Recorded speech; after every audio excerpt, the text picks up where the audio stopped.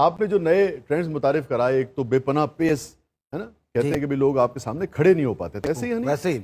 और दूसरा ये था कि जो आपके मुंह में आता था आप कह देते थे गल्लां गंदियां ते कपड़े साफ। तू मुंह दे हिसाब नाल गल कर, कपड़े किहदे पा के आया? तेरा गंदी गल नाल भी तल्लक नहीं, तेरा साफ गल नाल भी तल्लक नहीं।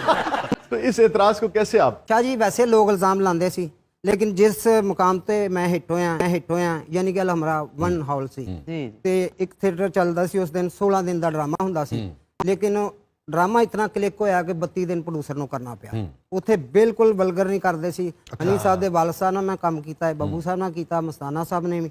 मैं उत्थों क्लिक होया जिथे बिल्कुल वल्गर नहीं सी। उस ड्रामे च ਅਸੀਂ ਇਕੱਠੇ ਹੀ ਸਾਂ। अच्छा, मैं तो ਤੁਹਾਡੇ ਨਾਲ ਸਾਂ। ਬੂਹੇ ਬਾਰੀਆਂ बीना बिल्कुल नाल सी जी। बूहे बारियां बूहे बारियां ड्रामे दा। नहीं तो ये कह रहे हैं कि उसमें ये बेहुदा गुफ्तगू नहीं करते। उसमें ये खुसरे का कैरेक्टर कर रहे थे और मैं बदमाश का। और बूहे बारियां मेरे ख्याल उन लाजवाल ड्रामों में से एक है कि जो फैमिली ओरिएंटेड है और जिसमें फैमिली ने बहुत एंजॉय और इन्होंने अच्छा काम किया। तो जब आपने अच्छा काम किया, साफ सुथरा काम किया, उसके बाद आपको वल्गैरिटी का सहारा लेने की क्यों जरूरत पेश? सिद्धा कहो कि बाद विच तैनूं की मौत पई? तू लागे आ, तेन मैं दसना की मौत पई। नहीं तारिक भाई अब तो वल्गैरिटी नहीं करते मेरे ख्याल। मेहरबानी, एक वोट ते मेरे हाथ आ। अब तो लाइक नहीं रहे शायद इसके। शाह जी तुसी मेरे को पूरा प्रोग्राम कराउणा कि नहीं कराउणा? अच्छा मैनू मजा आज भला की आ रहा है शाह जी, मेरे सजे खबे डैडी बैठे। नहीं, मैं तारिक साहब सीरियसली जानना चाह रहा हूँ कि इतनी सलाहियत आप में थी और आपने चूंकि हमने इकट्ठे काम भी किया, 4-5 साल सियासी थिएटर का अफसर है, तो आप एक मिलने जुलने में अपने मामलात में बड़े शानदार आदमी। Thank you. तो मुझे हमेशा लगता था कि जब इतनी सलाहियत हो, आदमी वज़ादार भी हो, तो फिर उसे ज़रूरत क्या है इस किस्म की नेगेटिव उसका सहारा लेने? लाहौर का ऐसा माहौल है कि हम वल्गर नहीं करते। मुझे 20-22 साल हो गए, छोड़ दिया मैंने 23 साल। एक दौर में वल्गर नहीं सन करते तो 5000 रुपया प्रोड्यूसर कट लेंदा। असल में जिस दौर की आप बात कर रहे हैं बिल्कुल बजा कह रहे हैं, उस वक्त बिल्कुल कोई पुरसाने हाल नहीं था थिएटर का। अच्छा, क्योंकि मैंने भी उस दौर में ही थिएटर छोड़ा था। डैडी साहब की वजह तो नहीं तेरी स्मेल दी वजह ना। टैडी साहब ते इल्जाम है ही सी।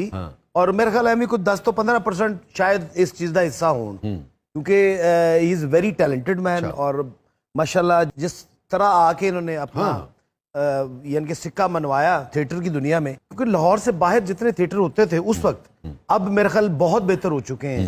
वो एक टाइम था कि जब हर जो भी यानी कि जिसका दिल किया वो स्टेज पे आ गया, जो मुंह में आया उसने कह दिया, कोई चेक एंड बैलेंस नहीं था किसी चीज का। तो उस दौर की बात कर रहे हैं, उसमें क्योंकि फ्रेम में टेडी साहब ज्यादा थे, हिट भी थे। मैं जो आपकी बात समझ पा रहा हूँ, आप ये कह रहे हैं कि उस जमाने में सब कर रहे थे मगर टेडी साहब ज्यादा बदनाम हो गए थे। हालांकि ऐसी सी बात हुई है कि वो बंदा फैमिली में तो क्या दोस्तों में बैठ के नहीं सुन सकता। इतनी बेहुदा। जी जी जी। और आप लोग सुनते थे? नहीं, हम लोग वेला सी यही गल्लां सुनदा रहे। शाह जी हुण मैं आउटडोर जावां यानी फैसलाबाद, मुल्तान, गुजरांवाला, आर्टिस्टां नूं कहना यार मेरे नाल गंदी गल ना करना। पहले तो मैनूं पैरां तो मूंह तक देखदा कि यार ऐ कह रहा। मैं क्या मैं तुसी करोगे तो मैं इस तो तेज आ फिर। तो वाकई हुण मेरे नाल कोई ऐसी अच्छा चले, गॉन इज गॉन, जो हो गया वो तो एक अलग गुजर गया तारीख है। लेकिन अब आपको कभी कभी उस पर नदामत या अफसोस या शर्मिंदगी होती है कि यार वो मुझे नहीं करना चाहिए था? होता है सर, उस टाइम शर्मिंदा हो के तो कमजोर हो गए। और तारिक साहब आपने तो एक ही शादी की शायद? जी। आप कैसे शौहर हैं वैसे? मैं एक शादी करके मरने वाले हुए। तेरे हल तो लैना लगियां।